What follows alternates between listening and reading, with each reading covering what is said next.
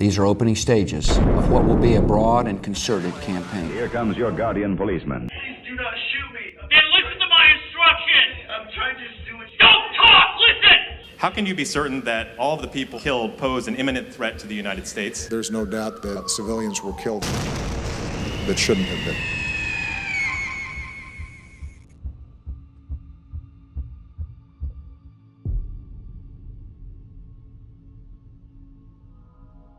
In your life, you will interact with many different social institutions. There is one institution that is unlike any other, one where you are subservient to others.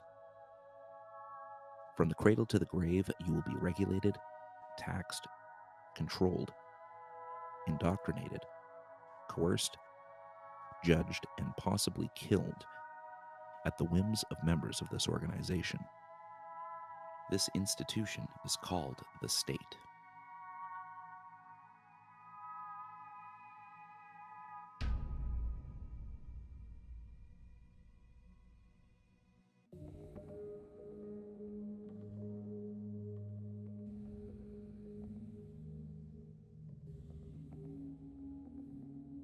Well, if we're talking about human history in the largest sense of the word, that is to say, Homo sapiens has been around for 200,000 years.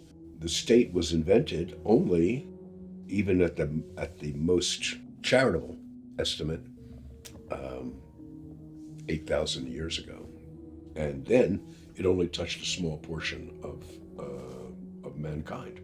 So the fact is that most of human history has been a history of statelessness. If you ask yourself how long people have been ruled by states on a sort of massive level, I ask myself, at what point in history do you imagine that more than half of mankind would have experienced regular tax collection, right? Once a year or something like that. There might be plunder from time to time, right? But irregular, episodic, and the existence of a state in most people's life did not come into being for more than half of mankind until around 1600. If we take the history of mankind as a day, the state comes into being at about 11:30 at night, right? And it becomes hegemonic at sort of 11:40, right? 11:45 or 11:50. And the thing that qualifies this, of course, is that there's a whole lot fewer Homo sapiens around in these early days. Even Western cities until maybe 1800, 1850, never reproduced themselves by their internal population. That is to say, they were so deadly because of typhoid and disease and epidemics and so on, that they killed more people than that is, their population could not grow internally, that all of these cities grew by bringing in more people from the countryside because they had high rates of mortality.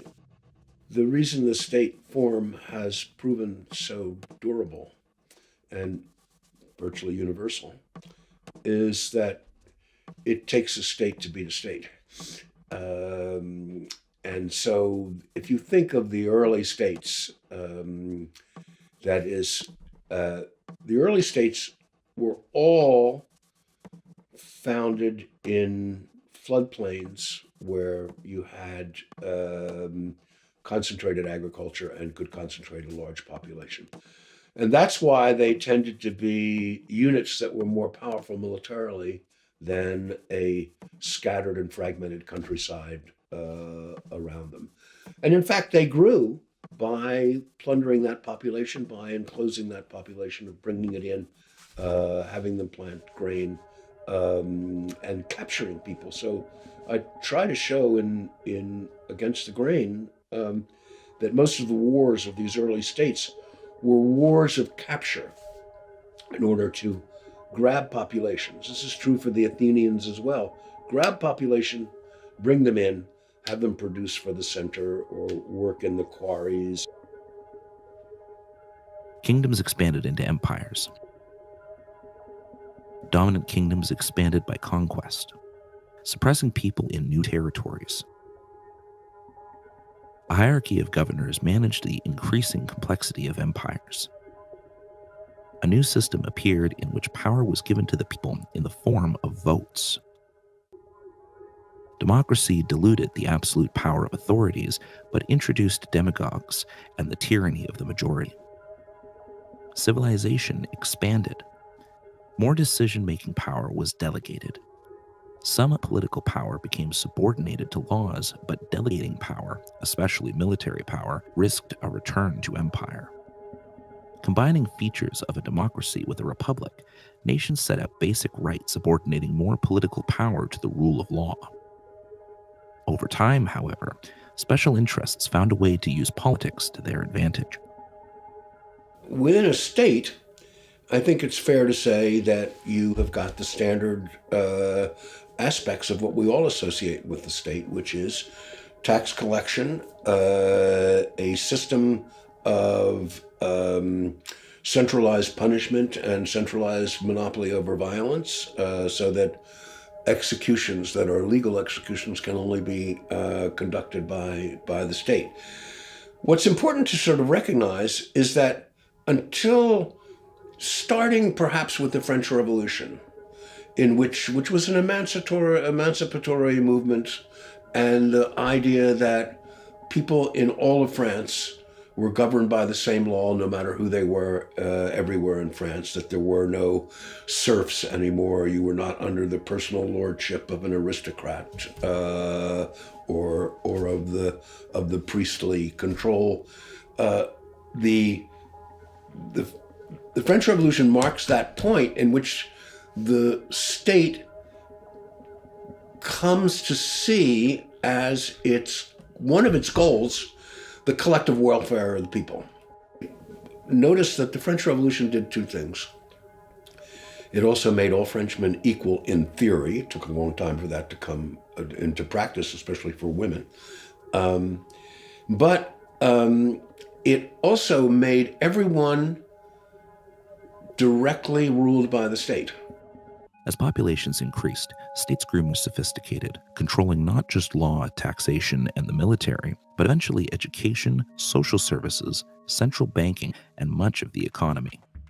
Laws inform citizens what rules the state has decided they will obey. What began as a codification of norms became a way for special interests to control others. The Protestant Reformation made people, the idea is that everyone can interpret the Bible on their own. So they start thinking of moral decrees from God, and now legal decrees from the state as what's written down on paper and issued by a sovereign. This is the statist way of thinking, and it's not what law used to be until the modern revolution of the modern concept of the state, which is only about 200 or 300 years old, like the Westphalian concept of the state. So Madison is probably the pivotal person in American history as the scrivener of the Constitution, as the chair of the House of Representatives committee that drafted the Bill of Rights. He believed, we know this from what he said in his retirement, that he gave us a government which was liberty of individuals granting power. It wasn't like in Europe where kings reluctantly granted liberty. So in Madison's view, the American system was the inversion of the European view. Unlike all the strictures imposed on us by states, states themselves are chaotic. States aren't required to follow any rules. There's no rule of law. That's a mythology that we cling to. States can do what they want, and they are the judge of their own actions. They're the judge of their own criminality. They're the judge of their own civil penalties. I mean, this is a bizarre state of affairs where maybe 1% of the population, 3 million or so federal employees, get to dictate to the other 329 million of us how things are going to be. And they're the sole arbiter of their own actions. This, to me, is chaotic. State education produces people who believe in and perpetuate the state's preferred way of thinking. The origins of the American education system start in the 19th century with reformers, so-called moral reformers, people like Horace Mann and others, who went to Prussia and found a system of education there that they wanted to emulate in the United States, which they did, and they brought it back here. And they established the modern public schooling system. and the idea of a modern industrial capitalist curriculum. And they explicitly stated at the time, these reformers who established the schools in the 1830s and 1840s and 1850s, they said at the time that what we need is to create citizens with these schools, which meant people who knew how to work under industrial capitalism in a factory, and soldiers, people who were willing to fight and die for the country. So they needed to instill in people a regimentation, the idea that people can and should be made into machines, functionaries for a new civilization, a new modern civilization, where there were large factories and large armies. So the school system was designed purposely that way, and that's why we have the bell system, where the students move from class to class through the day, just like on an assembly line, and they are filled with one piece of information here and then filled with another piece of information there.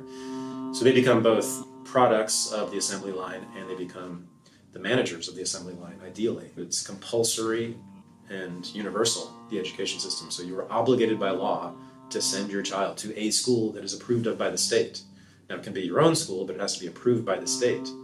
Most of us don't have that luxury for various reasons, and especially poor people and working class people, so they have to send their kids, most of them, to government-run schools, where they are obligated to stay by law from 8 a.m. to 3 p.m., no matter what. And if they leave, they are truants. They become criminals, and their parents are liable to arrest and prosecution and imprisonment. And the job of the teachers, sure, is to educate them with whatever the state deems to be a proper education, but it's also to keep them in those seats and in those rooms and in those buildings. If the kid decides to get up and be a free human being and leave that building, the teacher is the first person to tell him to stop, and the first person to call security to force him to stay. That's prison. It's a day prison. It's a minimum security prison, but it's a prison. If I don't send my son to that school, I go to prison, or I can go to prison. If he leaves the school, plays hooky, he will probably get picked up by the police, detained, labeled a truant, and then brought back to the prison. Services offered by government are not based on voluntary contract. The state expropriates its subjects' wealth by compulsory taxation. So why are they taxing us at all? That's a good question. I think it goes back to the idea of taxes as a tool of compliance and terror. A budget is you planning ahead, and taxes is a method of procuring funds. So a budget means I sat down, I thought out my enterprise, it accounts for about this much. This is what I need over this period of time to account for operations. When you have a method of procuring your budget by just yanking more, you get to use ignorant excuses like, well, we're not succeeding, so we need more money. That's not a correlation. Maybe these people are incompetent and they're squandering your money for, it doesn't make sense when you start breaking all the things down. The corporations don't pay taxes. Business entities don't pay taxes. Only people pay taxes, because a tax is a burden. It's something that we bear almost in a physical, visceral sense. It's a way to ensure that Americans are docile and that Americans are frightened of their government. Because that's the number one interaction most people have with the federal government, is their annual tax form. The amount of tax revenue that government takes in doesn't cover everything it spends. And so to make up the difference, obviously they sell treasury debt. So, as bizarre as it sounds, if a portion of the federal government's budget can be funded by debt, arguably the whole thing could be. We could have no income taxes, and the $4 trillion that the U.S. Fed Gov spends every year could be financed via treasury debt, and then ultimately monetized by the Fed. Central banks have significant control over the economies they govern. The Federal Reserve, the central bank of the United States, determines interest rates, controls the money supply, picks winners and losers, and enables nearly limitless government spending. Increase in money supply, keeping the interest rates low. It turns out that is very beneficial for the federal government. The federal government, whenever they spend more than they take in tax revenues, they have to borrow. And just like anybody else who has to borrow, we have to go to the credit markets and we have to borrow at the prevailing interest rate.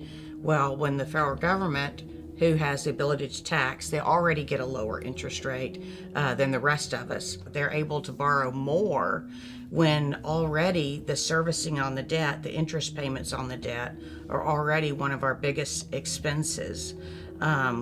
With the debt that's, what is it now, $23 trillion. With that kind of debt, anybody else's credit would have run out a long time ago.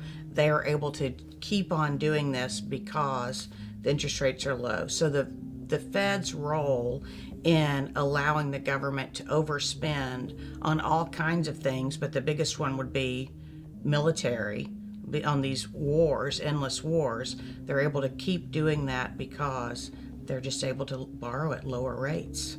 Absolute monarchs, when they got into wars, sometimes they'd run out of money. The treasury would run dry, so armies could not be paid, and they would stop battling in the field and go back. Wars are extremely expensive. Had Americans been forced to pay by taxation for the Vietnam War, it would have stopped a lot sooner than it did. America could simply print money and buy the things it needed to fight the war without having to raise taxes.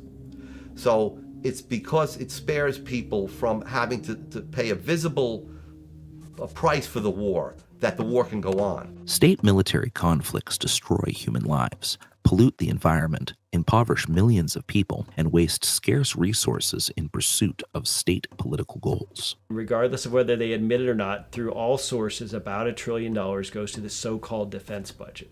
Now, that not only includes the $600 or $700 billion to DoD, but also State Department, a lot of U.S. aid, a lot of other things in the federal budget are really defense spending, masquerading as something else. Well, government's too big and we need to cut spending.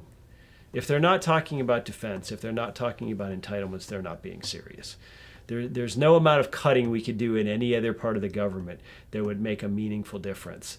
As Randolph Bourne famously put it, war is the health of the state, right? The state benefits in lots of ways, directly and indirectly, from war. I mean, everybody remembers Orwell's 1984 and the idea that war was so endemic that you didn't even know who the current enemy was, and they kept switching it around, right? So people didn't care. They just knew that they were constantly in a state of warfare, which of course allows the state to justify a lot of infringements on personal and community liberty that we would normally not tolerate, right? Oh, well, we're in a time of war, so we have to read your emails and we have to spy on what you're doing and make sure that the enemy hasn't infiltrated, our midst. The reason that most people go along with that, albeit, with some grumbling, is because they have been told we're at war.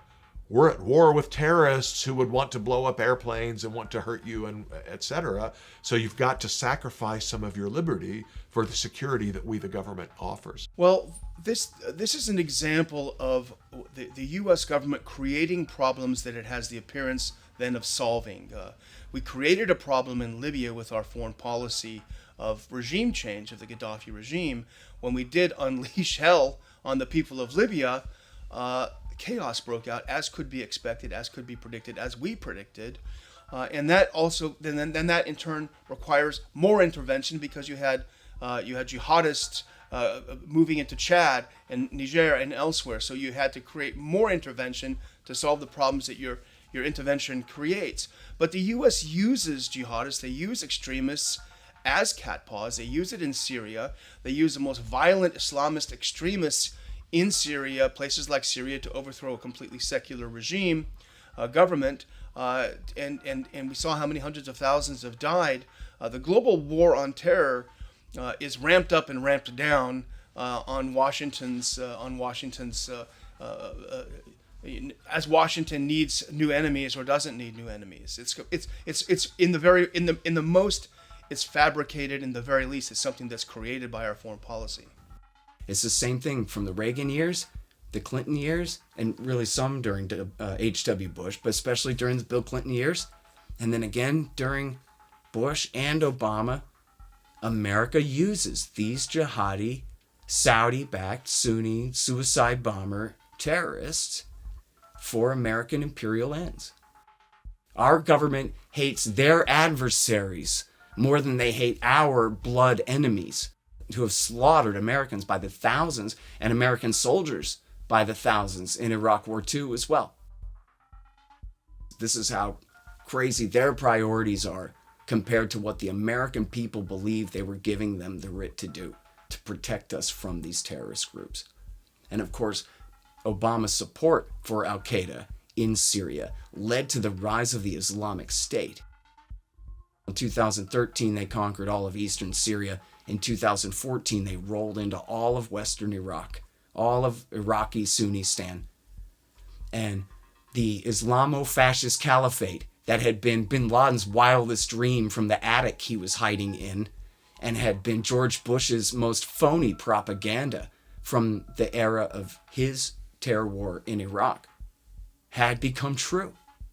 Bush opened up western Iraq, and then Obama backed them to the hilt in Syria to such a degree they were able to erase the Sykes-Picot border between Syria and Iraq and declare a brand new Islamist caliphate. And they had seized a territory the size of Great Britain, which they held for 3 years before America had then, guess what, of course, had to ally with the Shia in Iraq, the Badr Brigade, the Iraqi Shiite army, and all of those Iranian-backed militias. America flew as their air force. The same guys our government wished they hadn't fought for in Iraq War II, they ended up fighting for them again in Iraq War III. And even now, our special operations forces are embedded with these, well, certainly the Iraqi army, but essentially 1 degree away from these very same Shiite militias. The ones that Donald Rumsfeld had used back in 2005 when he called it the El Salvador option. His death squads to hunt down the Sunnis. We're playing that same game right now. And so America is on both sides of this terror war all over the region. Same kind of thing is going on in Yemen. The war in Yemen is against an Iranian-backed group called the Houthis, who have taken over the capital city. And it has put the USA, with our Saudi and UAE allies, again, directly on the side of al-Qaeda, flying as their air force against their primary enemies, the Houthis. And even the AP and CNN have reported about al-Qaeda embedded with UAE forces driving American MRAP, IED-resistant vehicles, and participating in the slaughter of civilians in that war. Again, with America flying as al-Qaeda's air force against an enemy that has a friendly relationship with Iran. Not that Iran attacked us. At this point, it seems like through the Clinton, Bush, Obama, and now into the Trump governments, to see that this bait and switch continues on should mean to the American people, to any of us, libertarians or anyone else, that this government is not fit to be our security force. Our security is not its priority. Democide is when a government kills its own people. In the 20th century, it's been estimated 256 million people were killed by their own government. That's 6 times greater than the amount who died in wars. Government and the military, the U.S. military, and other militaries around the world, but primarily you want to look at communist countries or socialist countries who killed vast numbers of their own populations. I think that's the greatest indictment against socialism and communism, is that the Soviet Union killed millions of its own people, starved them to death with famine. They did the same thing in Red China, where tens and tens of millions of their own citizens were killed off. And so government, particularly when you see where the level of government is highest, and that's in socialism and communism in particular. Cambodia is another example where a high percentage of the Khmer Rouge regime killed off millions of Cambodians. So the biggest problem in the world in terms of modern history has been communist dictators killing off their own citizens. Numerous arguments have been used in attempts to justify the state's authority. For a time, it was the divine right of kings. More modern justifications argue the state's authority comes from the consent of its people, often referred to as the social contract. There are basically three versions of social contract. There's like the explicit contract theory, the implicit contract theory, and the hypothetical contract theory. But the explicit contract theory might sound like a straw man, but it's not. So it's the theory that some people actually literally got together and said to each other, hey, let's establish a government. Like they literally explicitly agreed with each other, either writing it down or saying it in words. That might sound like a straw man. Nobody thinks that really happened, but actually John Locke thought that happened. So he thought that with all of the cities, there was a time like when a city was first founded, there was a time when the founders got together and explicitly agreed that they were going to set up a government for their city. Okay, and then, so it was explicit for the first generation. Then according to Locke, it's only implicit for the later generations, okay, because he's not totally stupid. But the explicit contract theory, that's basically not true. So the governments that control, the land existing today, almost all of them got it by conquest or usurpation. This is discussed in David Hume's famous essay of the original contract. So conquest meaning like a bunch of people sail from Europe over to this place that we're in now, and they just kick the shit out of the people who are living there and take the land. And that's how we have control of the land, okay?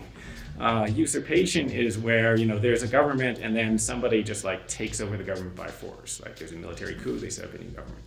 The hypothetical contract theory is the theory that, people would agree to set up a government. This didn't actually happen because you weren't actually given a choice and there was already a government when you were born. But if somebody asked you and if you were rational, you would have agreed to have a government, right? And then, so that makes it okay to impose a government on you. Okay, now there are some cases where a hypothetical agreement is valid. Namely, it's valid if it's impossible to actually ask the person and you have good reason to believe that they would in fact consent based upon their actual beliefs and values. So there's an accident victim who's been brought into the hospital and they're unconscious, and you need consent to operate on them, but the person's unconscious. The doctors go ahead anyway, and the argument is, almost certainly this person would consent to be operated on because almost everyone values their life, and etc. But it doesn't work if, first of all, you can ask the person and you just don't want to because you're afraid they're going to say no.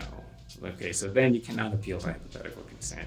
Secondly, it doesn't work if you say, they would consent if they had different philosophical beliefs from their actual beliefs. So no, you can't do that, right? So, and that would be required for the hypothetical consent to the government. Because there are actual people, they're called anarchists, who we know would not consent. Okay, but that's not generally legitimate. So if you have a patient who they wouldn't consent to be operated on, because they've said that many times when they were conscious, you can't say, they would consent. Also, if you have the patient and they're perfectly conscious and you just don't want to ask them, that's not legitimate. You can't say, I don't want to ask the patient because I'm afraid he might say no, so I'm just going to argue that he probably would say yes, or we're just going to gas him and then do the operation. You can't do that, right? Okay, that's the situation with the government. Why is the government not they could ask us. They could, the IRS, when they send out your tax return, they could have a question on it that says, do you agree to the federal government of the United States? And then if you say no, then you could get a full refund of your taxes. I wonder why they're not doing that. And it's not because they already know everyone would agree. It's because they know too many people would not agree. And then they would have to give back the money, and they don't want to give it back. So when a young person reaches an age of consciousness where they might be able to reasonably think about and read about the nature of government for themselves, their friendly local city councilman or congressman or governor or whomever doesn't come over and say, hello, young citizen X, pleased to meet you. I'd like to offer you my governmental services, which will include road and police and fire and courts and colleges and all kinds of wonderful things. And in exchange, here's some contract terms. If you sign this, you agree, let's say at the state level, to pay an 8% annual income tax, and there'll be some sales and property taxes along with it, but it's all going to work out swimmingly for you, and you're really going to like this. And so this young person takes a look at it and says, well, that's interesting. I appreciate this, and you haven't stuck a gun in my face, at least yet, but I'd like to shop around a bit. Well, hold on a minute. It turns out there is no shopping around. It turns out that this contract being offered to you is kind of one-sided. We have a monopoly provider for these services. And it turns out that the price you're going to pay for these services can be changed almost at will by the service provider himself and his cronies in the legislature. So all this would be a very odd form of contract for most people. And then if it turns out that even when you couldn't shop around, you couldn't even say no. In other words, if this young person said, I'm going to go live out in the woods by myself, and I'm not going to use your roads, and I'm not going to use your schools, I'm not going to use your fire and police, and I'm not going to pay. That sounds fair, right? I'm not using your services, what you're trying to impose upon me. Well, it turns out that even then, no, you still have to pay your 8% tribute as a citizen of State X. So this is a very odd form of contract if we look at it that way. Some argue that democracy is what makes state authority justified. People who appeal to democracy, usually they appear to have a simplistic view that all of the laws that are passed are authorized by the people. So that, to begin with, is really questionable. It's very possible to have laws that are not accepted by the majority of people. So obvious cases would be like in 2008 to 9, the bailout of the big banks was very unpopular among both Democrats and Republicans, but just the voters, not the politicians. It was popular among the politicians, and they passed it anyway. And that's just an illustration of the fact that, however you want to account for why this happens, laws do get passed that most people don't support. Okay. Second thing to say is, who cares if most people support it, right? So, the question is, if a larger number of people want to do something that would otherwise be morally wrong, does it become morally permissible because there's a larger number of people who support it than are against it? So generally not, right? There's no other case in which you would say that. So, there's 5 people in the room, 4 of them want to beat up the 5th person. They decide to take a vote on whether beating up the 5th person is okay. Only 1 person opposes it. No, I'm against beating you up, okay? And then, so now the 4 people can beat up the 5 because there were more of them. It's a majority rule. Okay, so nobody thinks that makes it okay to beat up the person. Nobody thinks that suspends the person's rights. And you can just go through any other circumstance that doesn't involve the government. You wouldn't say an action that was initially wrong becomes okay if a majority of people support it. So as the great Tom Woods always says, it's my favorite analogy ever. He said, well, imagine Walmart ran all the schools, and you had to send your kids to an institution run by Walmart. And every morning they had to pledge allegiance to Walmart, and you had pictures of all the Walmart CEOs all around the room, and they would tell you all these fantastic, tales of, well, the first Walmart CEO never told a lie, and, all this, just the outright lies and propaganda. And then you had a society that was, really favored Walmart. And you're like, why do you think they like Walmart so much? Well, it's because they're being propagandized from the time they're children. And, propaganda works. What the states keep out of history textbooks are the things that call into question the existence of the states themselves. That call into question the existence of our form of governance, that call into question the existence of a nation state to begin with, that call into question the existence of borders, governments, police, prisons. Anything that calls into question the existence of the system those schools belong to. State overreach is a perpetual threat to individual liberty. The state insists on scrutinizing the lives of its subjects, but resists reform, transparency, and accountability. The individual actors in government are not bearing the costs, the net costs of their actions. So if you want if you want individual rationality to lead to group rationality, you need some mechanism such that when I take an action, I bear most of the net costs. I get the benefits and pay the costs.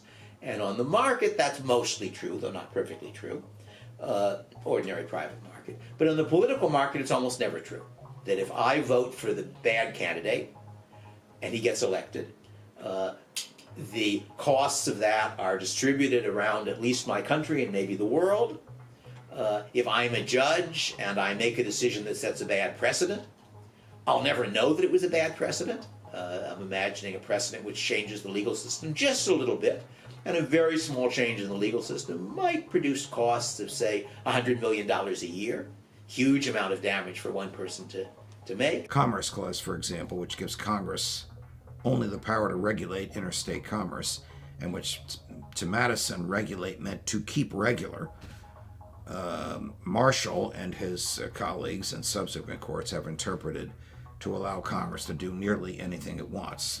The color of your shirt, the thickness of the soles on your shoes, the pigment on the paint, the brightness of the lights, the curvature of the lens, all these things are absurdly regulated by the feds. So I think there's really two reasons why businesses feel the need to lobby and interact with the state. So one, they want to get privileges over their competitors, and they want to try and get some sort of subsidies, tariffs, restrictions, monopolistic grants of privileges that can give them an edge over their competitors, so they act as political entrepreneurs. The other tendency is that their competitors are also doing the exact same thing, as well as other interest groups, so various ideologues, reformers, socialists, unions, etc., and they feel the need to basically block hostile regulation that's coming in threatening. So in other words, they have to play both the offense and the defense. So they're in the political arena to secure benefits and shape regulation to their advantage. I remember one time that a cop said to a friend of mine, he caught a friend of mine, we were 14, and he said he smelled weed, and we actually weren't smoking weed. And he could have easily caught us like an hour later and we probably would have been, but we weren't smoking weed, and my friend was really scared, and he got in his face and put a flashlight right in his face, and he said, "Are you scared? I want to watch you piss your pants in front of me," to a 14-year-old child. If a police officer stops you, you don't have, even if you know that you're innocent, you don't have the freedom to tell them, "No, I don't want to deal with you." No, they have a monopoly on force. They can initiate force, initiate violence up to and including killing you if you do not abide by what they have to say. A pretty close state to absolute power. In the dynamic of a cop, particularly a cop with a teenager, but in general, a cop. I mean, like even things will be like, "Well, I didn't consent to that search." Well, what happens if a cop says in court you did? It's your word against the cops. Who are they going to side with? They side with the cop every time. So there's two dynamics. There's one that power corrupts, and so you give people this power. None of us do well. International law is a legal system that is created without an overarching sovereign. In a sense, it mimics anarchist law. It's a bunch of different states, and they interact with each other in an environment where there isn't a higher power that hands down what the rules are of the game and how everyone shall behave. The international system is self-governed in the sense that all the states work together, at least ostensibly, as equals. So international law, I believe, can serve as a model for how we could imagine the possibility of a stateless order, because we do have 200 citizens of the world which don't have an overarching super sovereign. So it's possible to have peace among actors that are decentralized and that are sovereign with respect to themselves and don't have an overlord that forces them to comply with some kind of set of rules. So the Hobbesian idea that you can have order among individuals without a government to tell them what to do is sort of disproved by the existence of the international order and international law. The question is, how would we apply that then down to a lower and lower level? And the key issue would be just to keep adding more and more choice among people actually living in these places in terms of different legal systems that they can choose from, different societies, and so on. Anarchism can be difficult to define. In spite of often being incorrectly used to mean chaos, the word actually comes from the Greek word anarchia, meaning without a ruler. The earliest traces of anarchist thought date back to ancient Greece and China, where many philosophers questioned the legitimacy of the state. Taoist sages like Su and Zhang Zhao developed a non-rule type of philosophy that would eschew any type of political involvement. Ancient Greece also gave rise to some early anarchist thought. In 300 BC, Zeno of Citium founded Stoicism. Heavily influenced by the Cynics, his Republic advocates for removing all state structures. Gerard Winstanley, who was part of the Diggers movement during the English Civil War, would become the foremost prominent proponent of Christian anarchism. He published a pamphlet in which he drew upon the Bible, claiming that the blessings on earth should be common to all and that none lord over others. He argued for communal ownership. In 1703, Louis Armand, Baron de Lautoin, used the word anarchy in his New Voyages in North America to describe the peaceful indigenous people as having no state and no prisons. Jean-Jacques Rousseau, especially in his Discourse on Inequality, had a strong impact on anarchism. He argued that due to man's good nature, state was oppressive. In 1793, William Godwin would write one of the first anarchist texts inquiring concerning political justice. Around the end of the 18th century, Godwin was the first to use anarchism as the name of a philosophy which would ultimately be popularized by the end of the 19th century. Max Stirner, who wrote The Ego and Its Own, Stirner advocated for a more radical type of individualism. Stirner argued we are all egoists, doing everything for our own advantage. Stirner did not believe there were rights or transcendent morality, labeling such things as spooks created by the powerful to oppress. Left anarchism has a rich spectrum of ideas, bridging ecology, labor relations, social and sexual inequality. Authors like Murray Bookchin and Noam Chomsky were strongly associated with left anarchism, particularly anarcho-syndicalism. Emma Goldman was a prominent anarchist activist, once known as the most dangerous woman in America. She was born in what is now Lithuania and moved to the U.S. in 1885. She heavily influenced and lectured on anarchist philosophy, women's rights, and social issues of the day. She founded the anarchist journal Mother Earth in 1906.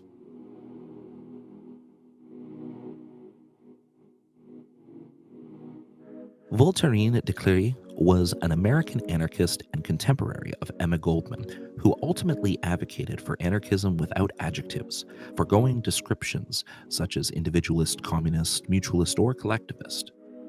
She was staunchly against the state and the existence of a standing army. Her contributions to anarchism and her lecture named Sex Slavery helped create the foundations of anarcho-feminism.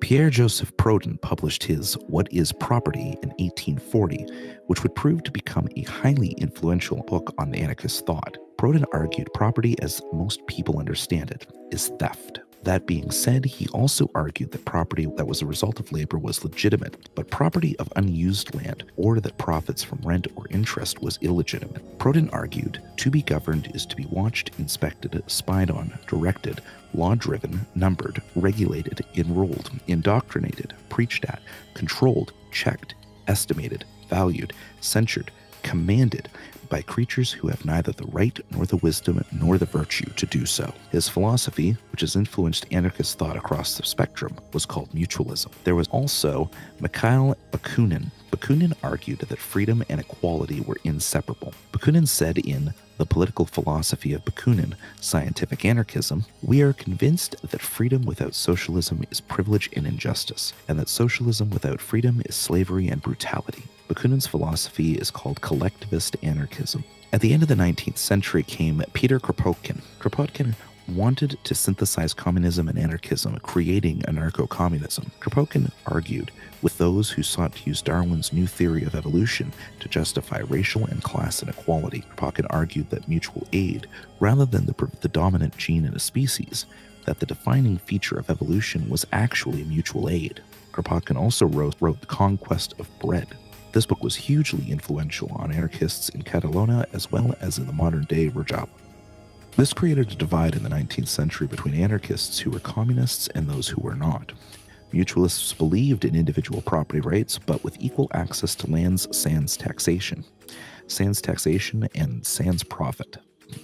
Anarcho-communists, on the other hand, believed the community rather than the individual should be in control of property, removing all market transactions, and would adopt the Marxist principle of from each according to his ability to each according to his need. There were also anarchists in America who were influenced by both Proudhon's mutualism as well as by classical liberalism. Josiah Warden, who put his theories to the test with a labor for labor store, Cincinnati Times store, in which trade notes were issued backed by the promise of labor. This was the first store to function this way and actually proved quite successful before Warden's decided to close shop in order to pursue colonies based on his understanding of mutualism. Warren's settlement, Modern Times, whose name would later be changed to Brentwood, had no government, no clearly defined laws, and no money, yet absolutely no crime and very little commotion. Another American anarchist, Benjamin Tucker, said of Warren that he was the first man to expound and formulate the doctrine now known as anarchism.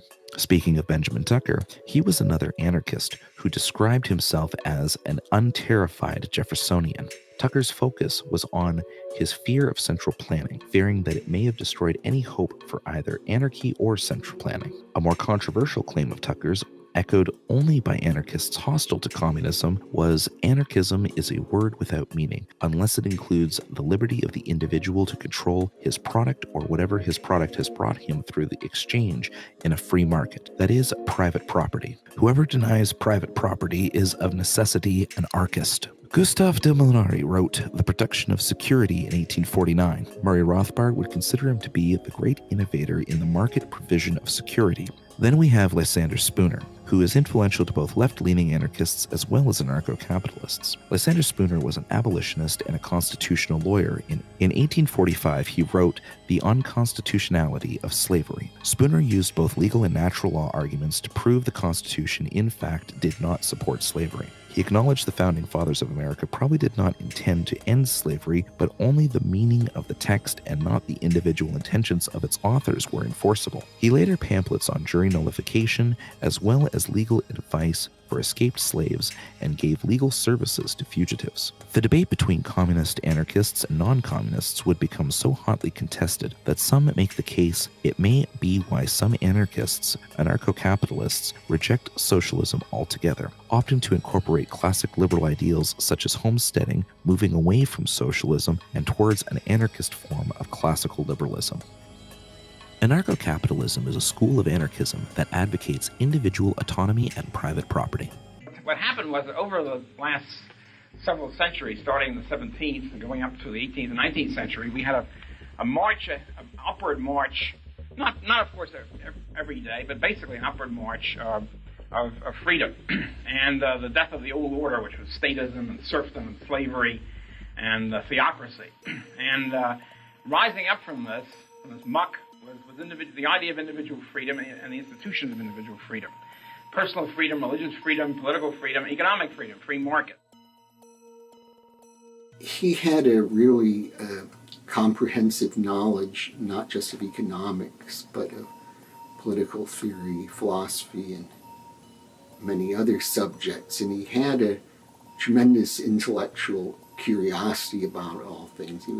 He was constantly coming up with new ideas, and he was very enthusiastic about the new ideas he found.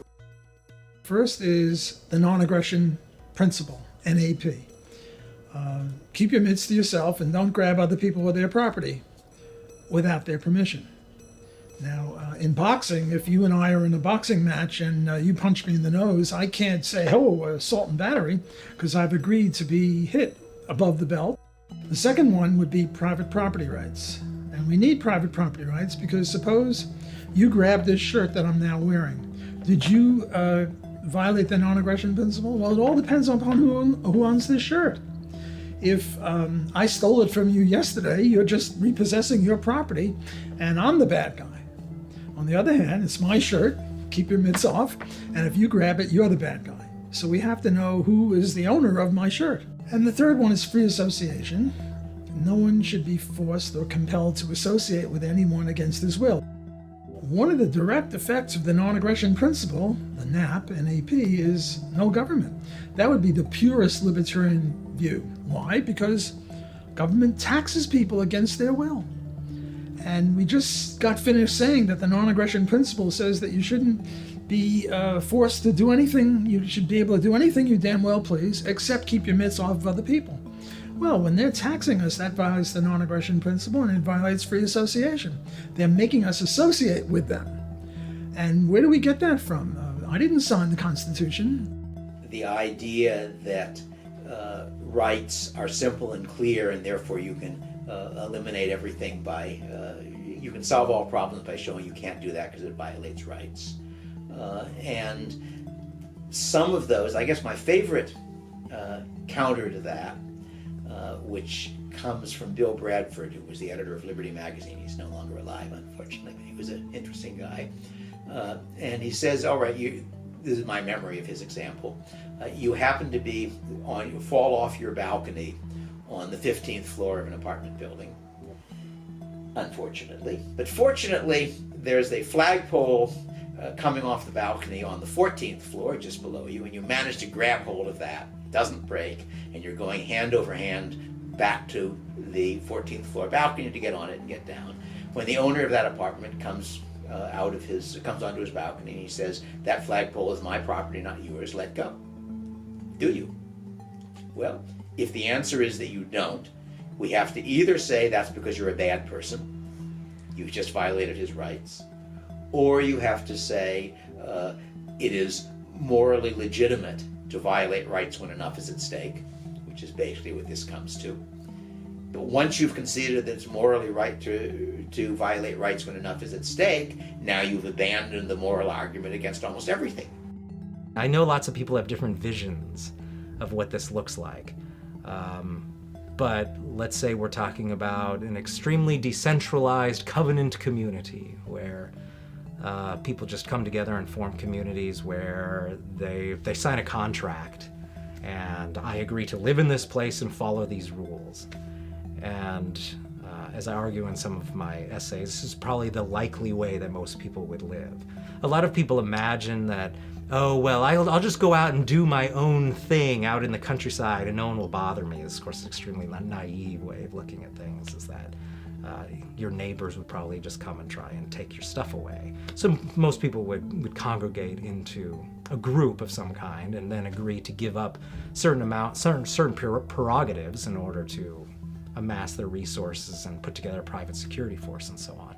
I think when it comes to the most widely understood cases of unjustified aggression, there is a pretty broad range of agreement. I mean, yeah, not everybody thinks taxation is theft, but virtually everybody thinks murder can't be justified. Virtually everybody thinks you can't break into somebody's house and take his things. And that's the baseline we operate from. And if there are a handful of people who don't accept that, well, that's what we have self-defense for. I think it's just a numbers game. Like, it's just how many people believe in the moral legitimacy of the ruling class, because people say, well, how do we end this and how do we end that? And there are people using cryptos to undermine the extortion racket, which is awesome. There are people who are big on Second Amendment rights and we need guns, so we have the right to, so we have the ability to forcibly defend if they do this, which I'm fine with that too. But to me, it's a numbers game. Like, if there's only a few of us, we're doomed. You can run off and hide in a cabin in the woods or something and you might get away with that. But I want to see the whole world become free and rational and moral. Agorism is the school of anarchist thought developed by Samuel Edward Konkin III. Konkin advocated for peaceful counter-economics with the intent to starve the state of funding. Sam and Neil were driving across country, actually. They were at college in New York, and they were driving across country, and they worked out the details of agorism. And Neil put it into his book alongside Knight. If I recall correctly, Sam was supposed to have a book come out, but he couldn't find the publisher. So Neil, who he's friends with Heinlein and a lot of different authors, he was a little bit more established in the writing scene. He put out alongside Knight, And that was really the foundational text of agorism.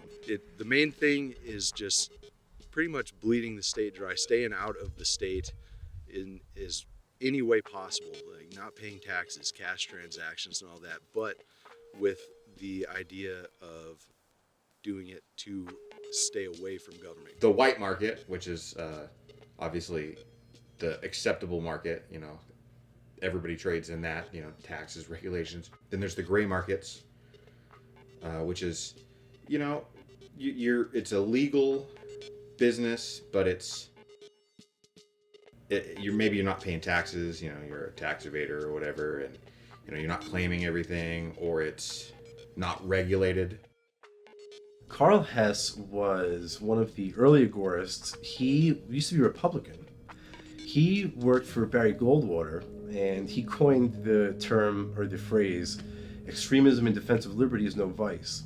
And eventually he became more and more of an anarchist, and he got in with Sam Conkin and all those guys, and he wrote Community Technology, which is a little, I hesitate to call it a book because it's so small, it's really just a booklet, where he describes his whole experience in the Adams Morgan neighborhood in Washington, D.C., where he creates this whole farm in an urban environment. And what's really striking to me is that if you can do that in Washington, D.C., you can do that anywhere. Nobody is capable by revolutionary action of overturning great social systems. It has never been done. There hasn't been a revolution by armed force ever in the history of the world. What we have had is changes of management very often, but no revolution. Crypto-anarchy. So the idea is essentially that the use of cryptography will help us subvert or undermine the state. And I think that's absolutely huge to where we are in the future, not just in terms of blockchains, but also, like we said, in terms of Tor as well. So when we combine the two, again, we have things like the Silk Road, where you can buy and sell at will whatever you want to whomever you want without any form of regulation or censorship by Congress or your governor or your state legislature. Crypto-anarchy is that is, to me, what's going to save us. And I think the crypto-anarchists have become essentially a wing of the agorist movement. Anarchy is just normal life that happens all around us every day. When we walk down the street, we all have a vested interest in just having society where we deal with one another peaceably and we deal with one another in ways that we feel are justified and win-win. I mean, anarchy is just in the air around us. It's not something abstract. It's just human beings doing what they want to do voluntarily, without force, without coercion. We can distinguish between individualist anarchism, which is based on private property ownership, and other types of anarchism that are more of a communitarian kind, that don't recognize private property. I think that by anarchist societies, and by anarchism in general, compared to its popular use as chaos, disorder, violence, and so on, the anarchism ought to be understood as forms of cooperation and mutuality without hierarchy. I think the developers would develop towns and cities, and people that lived in towns already and so on. Those would be the public areas, let's say, would then be owned as almost as stockholders. People in the town would be stockholders in those public areas. But I think you could have any number of organizations where people come together and form a variety of communal organizations, own communal property, have communally owned towns and cities and so on. Those could all certainly meet the definition. I think the key component there is that you would have a lot of choice about where you would live. In 1860, Paul-Émile Dupuit coined the term panarchy, which is a system that recognizes the individual's right to choose any form of government without being forced to move from their current locale. Panarchy, to me, is one of the next stages of human social evolution. Instead of pure anarchy, okay? Which sometimes you might think of anarchy, or some people might think of anarchy as just being utopian, being fanciful. Panarchy is a way of describing arrangements where we don't make any sort of judgments about the kinds of civil association that people want to enter into, but they do that rather freely. And what's interesting about panarchy is it's different from polycentrism, which is another fancy P word that just means we're breaking up power into smaller jurisdictions and allowing for people to vote with their feet. If they don't like this jurisdiction, they can go to the other one. Polycentrism is this idea, and it's really important.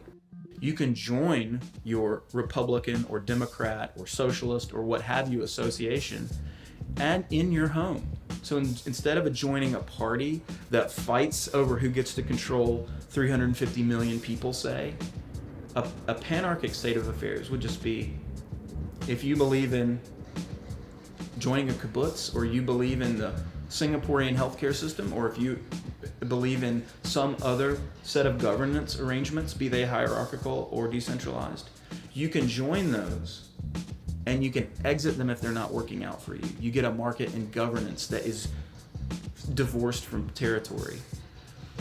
We have to ask ourselves now in this day and age, why is it that rules have to be attached to territory always and in every case? They don't need to be. And in fact, for most things, the rules we live under are an artifact of conquest, or an artifact of, I was born on this patch of soil that long time ago was conquered by somebody who makes the rules on my behalf. It doesn't have to be this way. But the panarchist says, let's try different experiments and let's see who joins what civil associations. And then we can just have mechanisms for settling disagreements between those civil associations. Whether or not anarchists should utilize politics to try to shrink the state is a hotly debated topic. Recently, on the federal level, we got a right to try bill, which says that if you are suffering from a terminal disease and there's some experimental drug you might be able to take, we're going to give you the option to take it. But that began as on the state level, as a series of states began introducing right to try laws. Now, there's no authorization for a right to try law on the national level. They were just doing it. And as it turns out, they paved the way for a liberation that occurred on the national level. And you can go down the 10th Amendment Center. You can go down the list of the various initiatives they have, and you'll see how many of them there are on such a wide array of issues that might appeal to both left and right. If I look through the history of so-called states' rights, in the first, let's say, 150 years of American history, what do I find it being used for? Well, I find it being used to defend the freedom of speech, to defend against unconstitutional searches and seizures, to defend against a military draft during the War of 1812 that was proposed that some people like Congressman and then Senator Daniel Webster thought was unconstitutional. But in fact, they were even used to fight against slavery. And we see that not only in the personal liberty laws, which were used to fight against the fugitive slave laws that existed in the 19th century. We have states, for example, refusing to allow the federal government to use its facilities, to use its jails to hold suspects, or to let any state official take part in running after a fugitive slave or anything like that. The whole thing is the principle of secession, I think, is very, very good. I sort of lean toward the nonviolent approach, but I always support secession. And I think that the founders made a mistake by not having that in the Constitution, because that would have restrained the government. If we could have, as individual states, leave the United States anytime we want, they would have been much more reserved in the abuse of the rights that the states should have and the rights of the individuals within the states. Secession is an approach you take when you have irreconcilable differences. That's in effect what happens. Right now in the United States, we have well over 300 million people, and we are divided right down the middle in how we look at the world. We have radically different worldviews. And instead of saying, why don't we work on an arrangement where people who think one way can just live according to those ideas and people who think another way can live that way? Instead, we feel like we have to win and triumph over our enemies. well, there has to be one way to think that dominates the entire country. And at some point you should ask yourself, is that really the most civilized way for us to organize society? Is that the most civilized way for human beings to live with each other? And I'm inclined to think that it would be better if we said, look, we just don't have the same vision for what society ought to be, and instead of every 4 years having a low-intensity civil war with each other to see who's going to ram ideas down the throats of the others, what if we say, well, why don't you live your way and we'll live our way, and we'll see, let the best man win kind of thing. I think the idea that, if people just keep voting for someone who's better than the last clown that was in there, or we just got to wait for the Republican or Democrat systems to reform themselves and to offer us some new candidates, that clearly isn't working. People have been trying that for a really long time now.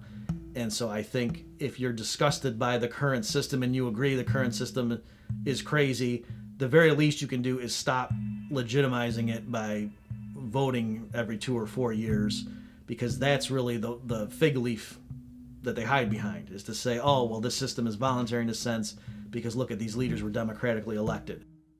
So I would just say I do believe most of the victories you're likely to have are going to come at your local level. You have no chance of influencing the U.S. Senate to do anything. But on your local level, well, you could, you might even know your local state legislator. I mean, he might actually live on your street. There is a possibility that you could get some tax repealed or some onerous regulation repealed. The next level of libertarianism below that would be minarchism. Ayn Rand, Robert Nozick. And there they support the non-aggression principle, but they allow government, very minimal government, to have armies, courts, and police. Armies not to export democracy, but to just make sure bad guys don't come from abroad and attack us. Police not to make people virtuous, but to just make sure that murderers and rapists don't do their thing and leave victimless criminals alone, like prostitution and drugs. Everybody's a minarchist. Who's not an anarchist. Joseph Stalin was a minarchist. Bernie Sanders is a minarchist. If you're just going to say, well, I think the state should do X, Y, Z, well, why not X, Y, Z and A, B, C? And while we're at it, E, F, G, and a whole bunch of other things.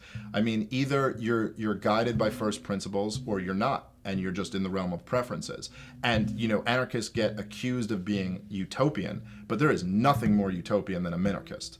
The idea that a state will stay restrained because it just decides it doesn't want more power. We're going to create a monopoly on the initiation of violence, and they'll probably decide we'll only stay, a certain reasonable size. Well, I mean, how much empirical evidence do you need to disprove the idea that that's even possible?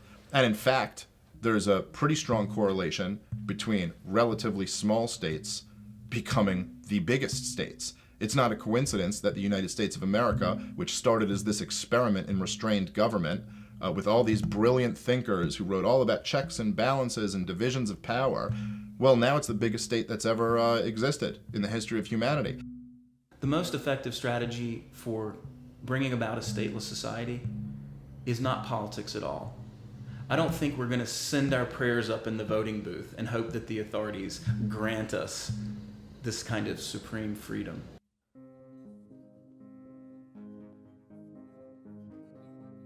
Markets are the most common way for people to meet their needs. Many anarchist theories have offered market solutions for services that are often defined as public goods, such as law, defense, security, and education. The entrepreneur is sort of the fundamental agent who drives forward the market economy, right? Yeah. Look at all the goods and services that we have around us, the chairs we're sitting in, this building in which we're doing this recording, the equipment, the camera, and computers and so forth that we're using. Where did all those things come from?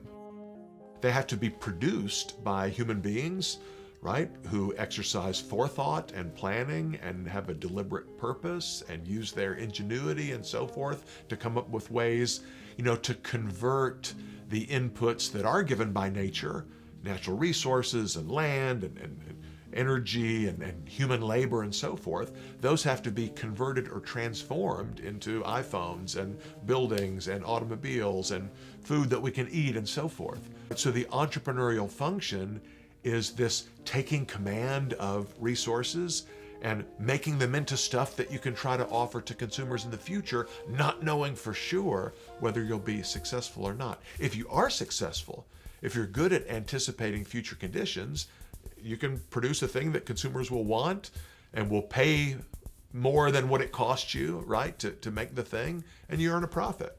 If you're unsuccessful, you earn a loss. It's this constant pursuit of profit and desire to avoid loss that animates the process of production and makes all this stuff around us available. As Ludwig von Mises said, it is impossible to picture a market economy or to have a picture of a market economy without the entrepreneur. This agent, this agency, constantly pushing and promoting and moving the economy forward.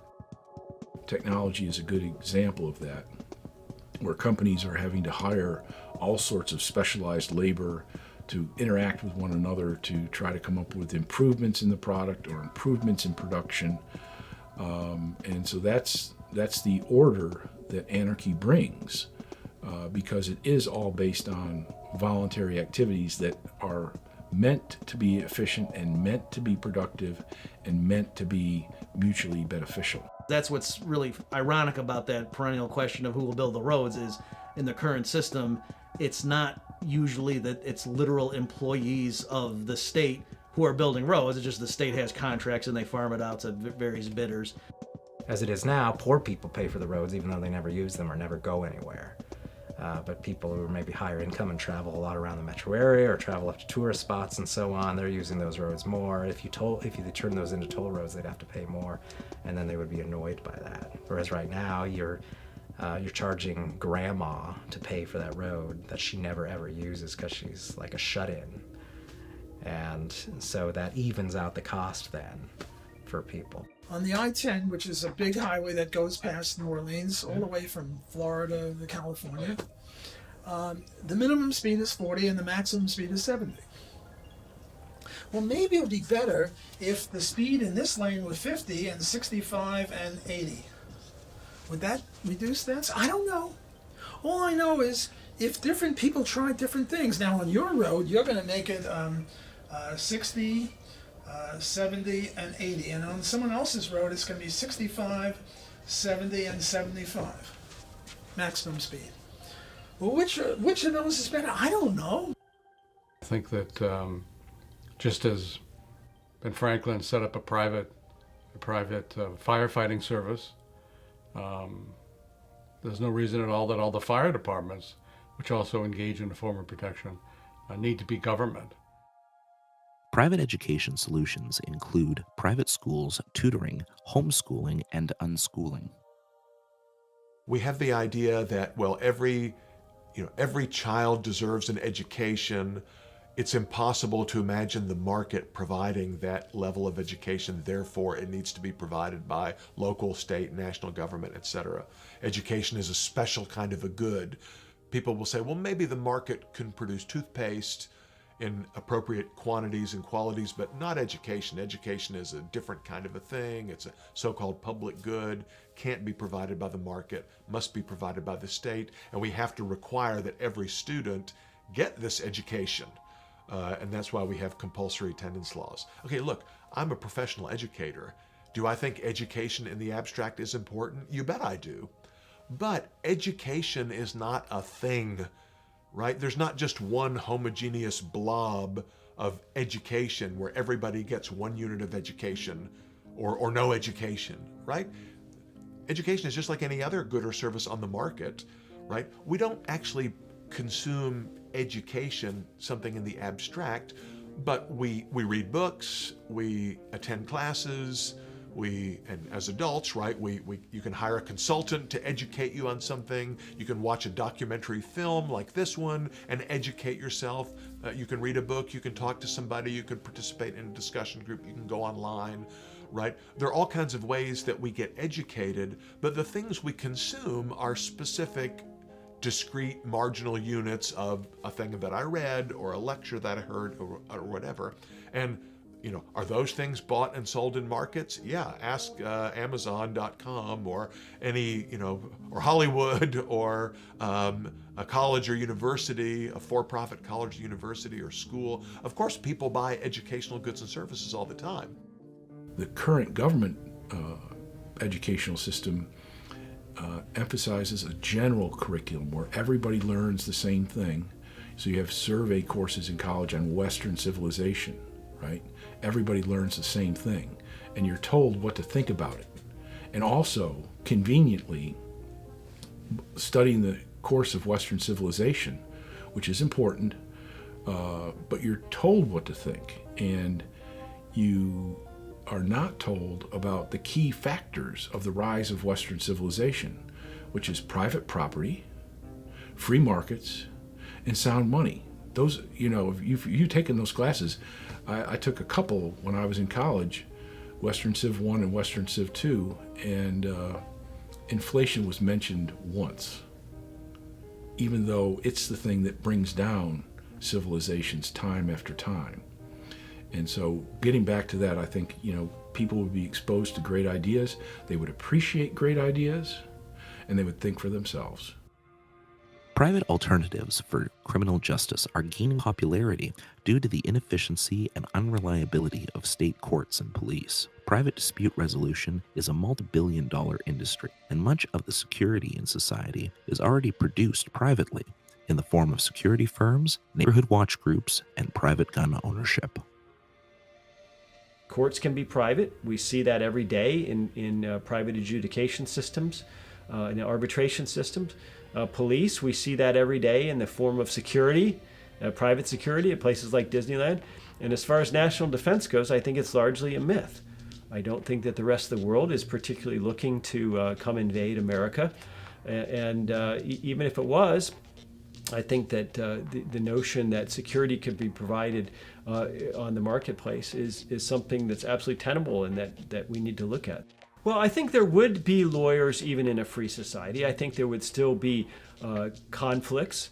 I think there would still be contracts that would occasionally be breached. I think there would still be disputes between neighbors, disputes amongst in business. I think there's a lot of ways in which lawyers would still be a thing in a private society and might still have a market function in drafting contracts and representing people in what we would hope would be some form of common law courts or private arbitration. Well, for normal sort of police services, I think the way people would think of it nowadays, just with private agencies fulfilling those services, and notice the big difference here is there would be competition. So right now, if just imagine a grocery store, they hired an agency to crack down on shoplifting, some kid puts a stake under his under his coat pocket and he starts running out the door, and the agency goes and tackles him and breaks his legs or shoots him cold dead. That would be bad for business. That particular agency would go out of business, and so over time you would see police, what we think of as the job of the police, would be handled by competing private firms in a very efficient but also humane manner. You didn't have prisons, for example, in earlier societies, which were much less state-oriented than the ones today. I mean, prisons are a relatively recent development. Britain, I think, was the first to have them in the 18th century. The idea of private defense services was first suggested by Gustave de Molinari in his 1849 essay, The Production of Security. When we think about the private provision of military defense, it's important to always use an apples-to-apples comparison. So it's true that a relatively small city, no matter what they did, wouldn't be able to repel Nazi Germany, for example. But by the same token, neither did France. And France used a conventional state military to defend itself, and it lost. So the claim from the anarchist camp is always that for a given group of people, other things equal, they will be able to better defend themselves if their defense is left to voluntary market provision than if the government monopolizes and tries to take over that enterprise. So as far as a city of 25,000 people defending themselves, we don't know exactly what they would do, but the point is any money they spent on missile defense or other types of defense would be better spent, because we can see governments notoriously spend way too much on military procurement. The amount they spend for a given missile or bullets or whatnot is more than the private sector analog would be. So for a given amount of expenditure, a smaller society of truly free people would get more bang for their buck, as it were. Also, the issue is they wouldn't be an offensive threat to anybody. So there would be no reason for a state to want to invade them, except perhaps for the ideological one that it's awkward that there's this free society that's prospering. But in terms of why is it that governments largely go to war with each other, just like Switzerland, for example, was able to go through both world wars relatively unscathed, and it's partly because everybody knows they're not a threat to us. The problem with the state provision of military defense, among other issues, is that it limits the brainstorming to just a few people who are in the military hierarchy and maybe some of the political figures involved as well. And whereas a genuine open market relies on the contributions and the insights of the whole community. And so when you have the state running your defense, you're putting all your eggs in one basket. And that was shown, for example, most famously with France and the Maginot Line, during World War II, where that sort of system wouldn't have occurred like that under private provision. Whereas, one company thought, oh, well, let's just really have these strong fortifications, but some other company might say that's not a good idea. Let's try, having these other systems to repel invaders. And so that's really the benefit of having competition when it comes to military defense, is that's the last place in the world you want to have one agency with one plan, and if the plan doesn't work, then your country gets taken over.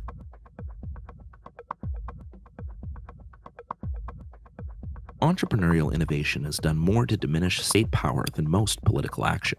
Number one, 3D printers, right? CNC millers, ghost gunners.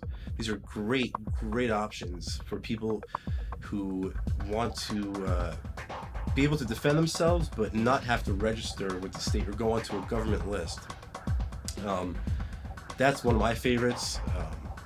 Also, cryptocurrency miners, right? Just if you're mining for Bitcoin, you're engaging in counter economics because you're helping people avoid the banking cartel. Also, Tor.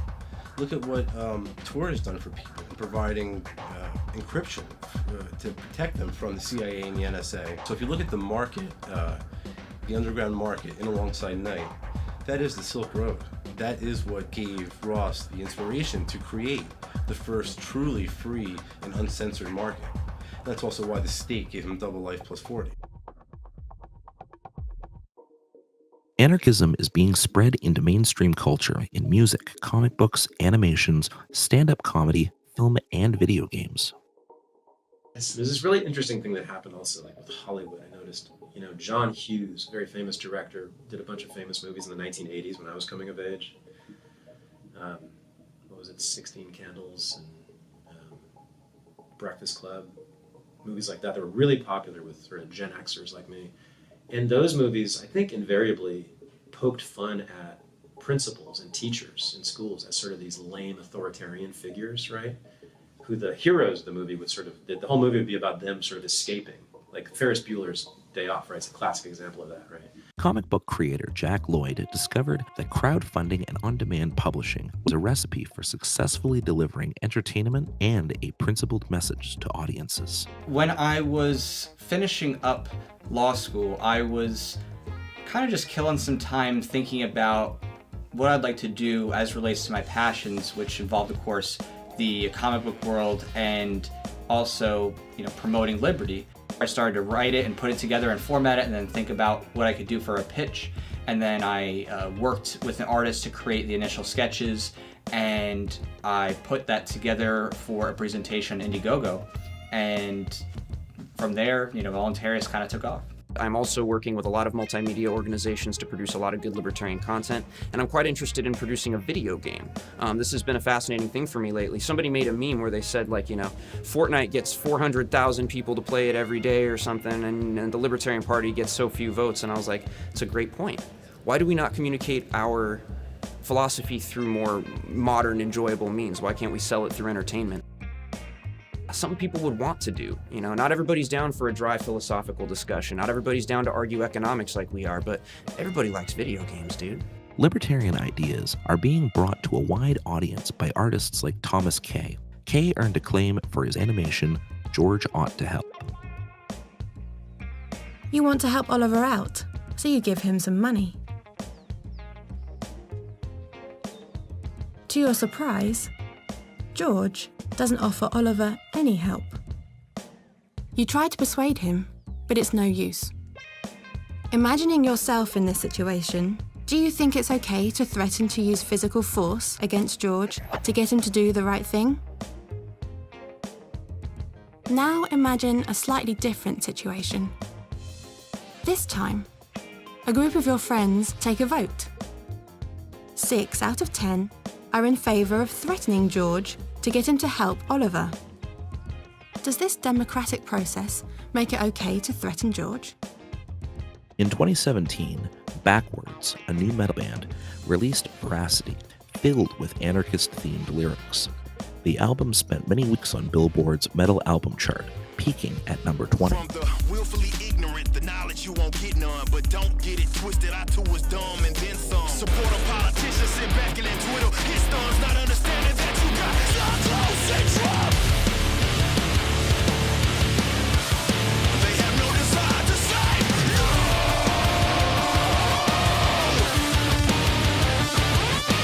you. That was our first album, Veracity, and it was a hit. I would have never imagined that it would have got big as it did. But now we're going to be a lot more. We all come from different backgrounds, and we want to make sure we express that. So we've already pretty much announced that it will be sort of this like double-sided type of deal. We had 18 tracks on the first album. This upcoming album is gonna have roughly like 20 and stuff like that. So we're gonna, between our first 2 albums, we're gonna put out more music than people that have 3 albums out, 3-4 albums. But this time we're trying to just get a little more, just mix it up a little bit, and I love it. I love the process, and also obviously with us being able to talk about whatever we talk about because we don't have any strings attached to us, right? It's a lovely thing. There's a lot of closet, definitely in metalcore, even though it seems to be a really leftist-dominated sort of subgenre.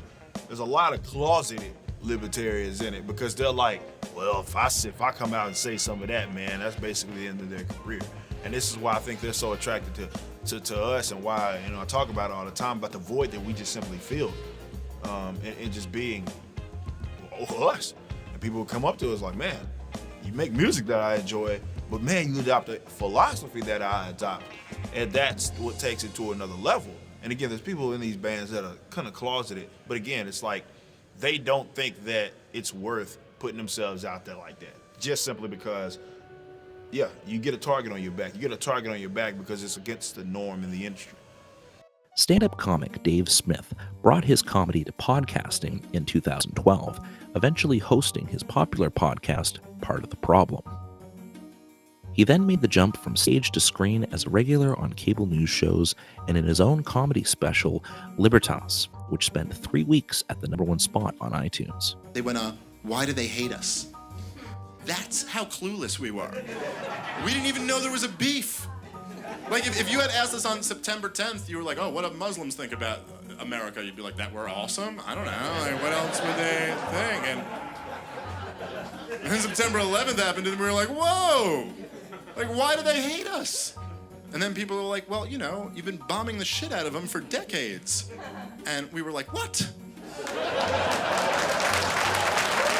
I'm obsessed with libertarianism, and so when I'm doing comedy, it just kind of comes out. And having the perspective of being an anarcho-capitalist, it gives me a different angle than just about any other comedian has on the topic of politics or government or even culture. And there's just a lot of golden material there. There's nothing that's more absurd and hilarious than the idea of the state. And it's something that everybody accepts, and that's like comedy gold. Anarchists utilize podcasting and memes to spread messages further, bypassing corporate media. I was trying to figure out a way that I could contribute to the liberty movement.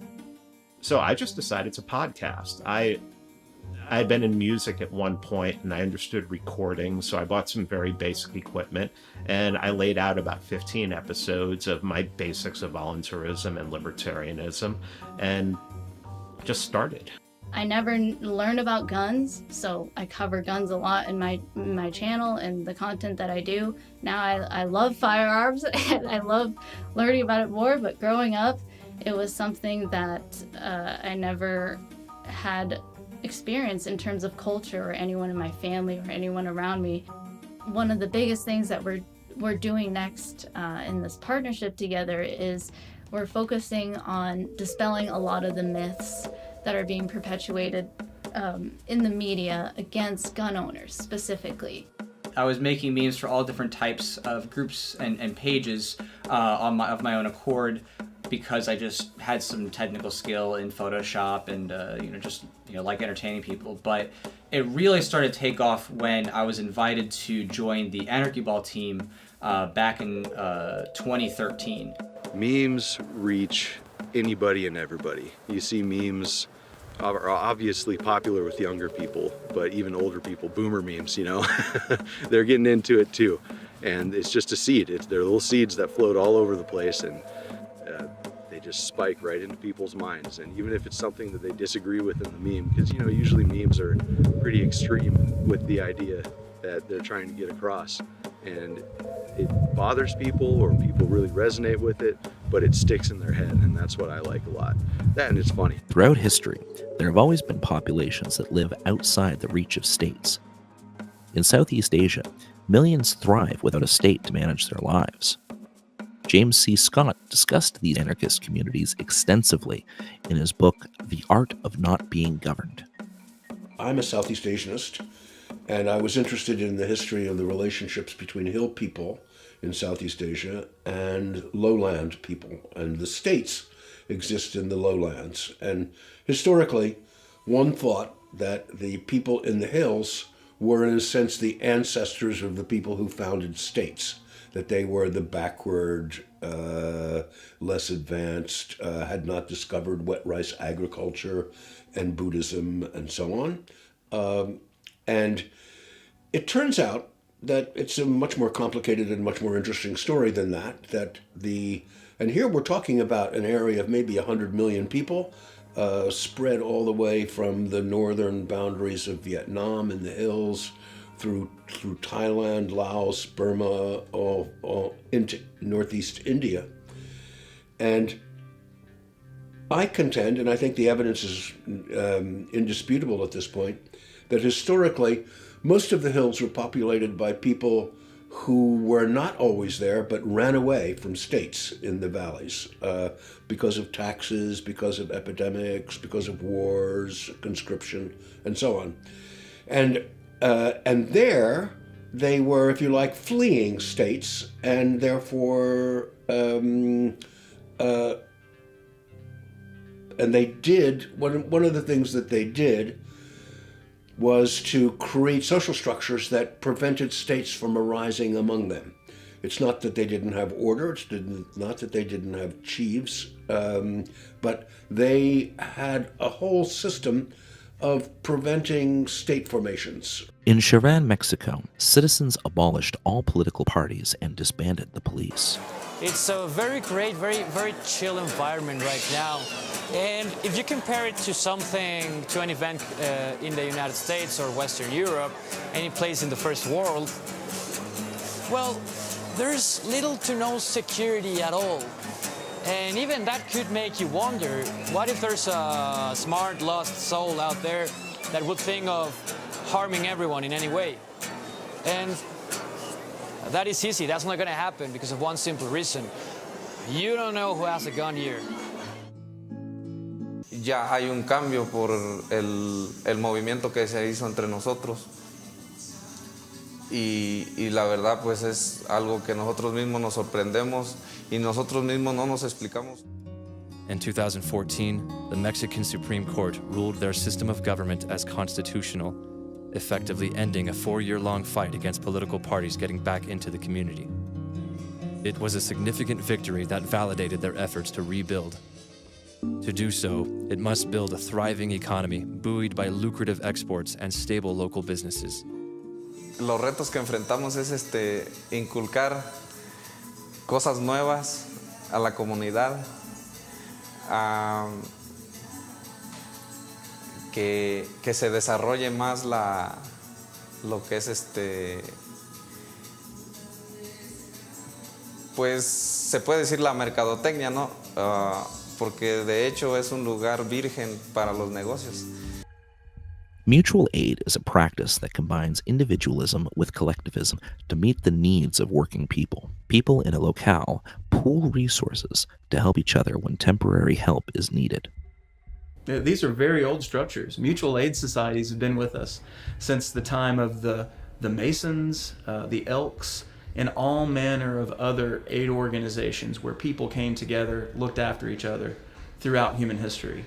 And in fact, there were at one point 1/3 of the US population at the peak of these arrangements was a member of a mutual aid society. So the fact that these disappeared came about for a couple of reasons. The first was that the welfare state really was ascendant in the 20th century, and these associations were crowded out.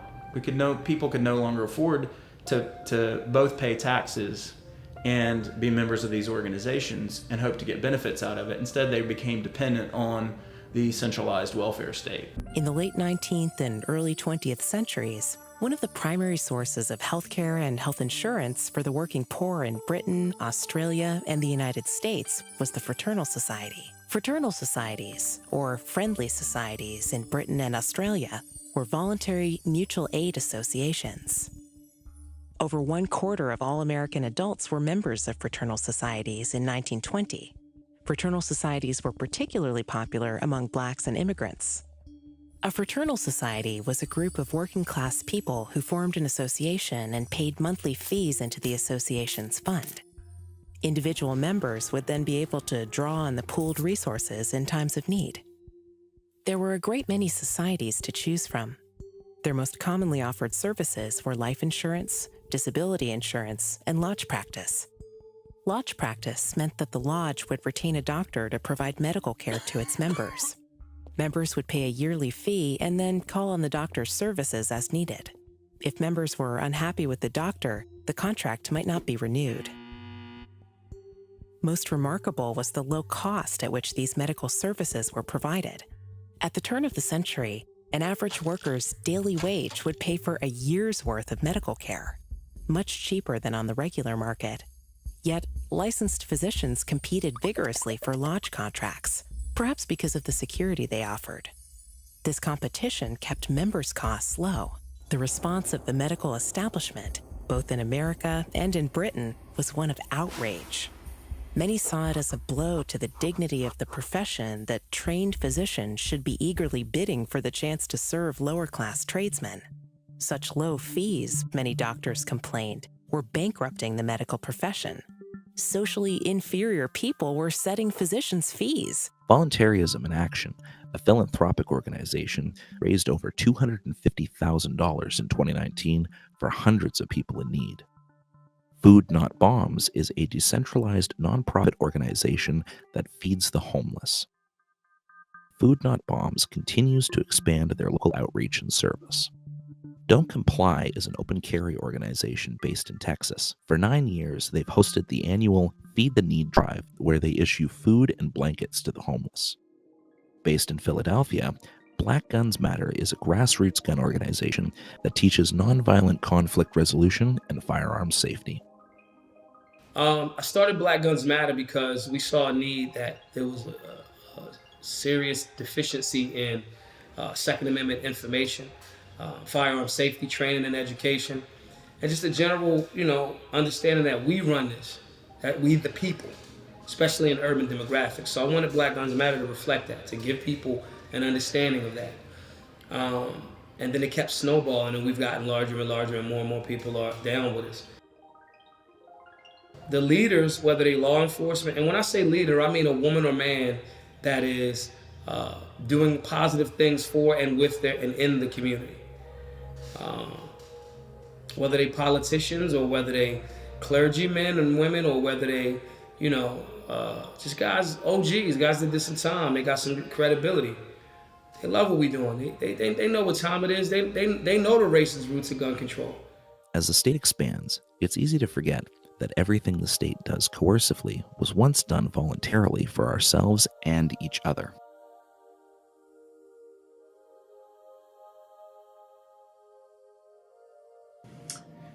If you're interested in individual liberty and personal freedom, I would say the most important thing is learning yourself, learning what you want. I think some people don't want freedom. Some people don't want personal liberty. Some people want to be told what to do. Some people want to be regimented. Some people want to be cogs in a machine, or work in a cubicle for a boss, or be a member of an army. And there's nothing we can do about that. That's just their values, right? So you have to decide what your values are. What do you value in life? Do you value the freedom to move your body wherever you want to move it, however you want to move it? Do you value the freedom to say whatever you want to say, whenever you want to say it? You don't have to worry about having a huge number. You don't have to get 50 or 60% of the people to agree. You just need about 10% of the people who are energetic and are thought leaders and put the information out. I think once you convinced enough people that a free society would work, it would be preferable to the current one, whatever particular mechanism is used to get there is just going to be a whole lot easier, whether it's seasteading or secession. If you were to tell somebody in 1840 that we were going to abolish slavery across the West in the next 25 years, it would have seemed crazy. People worried who would pick the cotton, just like they worry today who will build the roads. But we can go to a much better place. We can actually be morally consistent. You don't have to live in this world where you pick which criminal you think is going to be slightly better than the other one. We all know they're all criminals. We all know this. People don't like politicians. People know who they are. Everybody has these skills and things that they're good at. Just go for it. Like, give it a shot. Definitely in the age of social media, you can be a content creator like it's tomorrow. You know what I mean? Like, just do it. Just give it a shot. See what happens. If you fail, you don't do that good. You never know. It may be a hit with a circle of people. Just go for it. Give it a shot. At this part, I'm still young. I'm only 28. But in the same respects, if I'm like, hey man, this is something I feel like I can do, I'm just gonna go do it. And if it doesn't work out, it just doesn't work out. But that can apply to each and every single individual.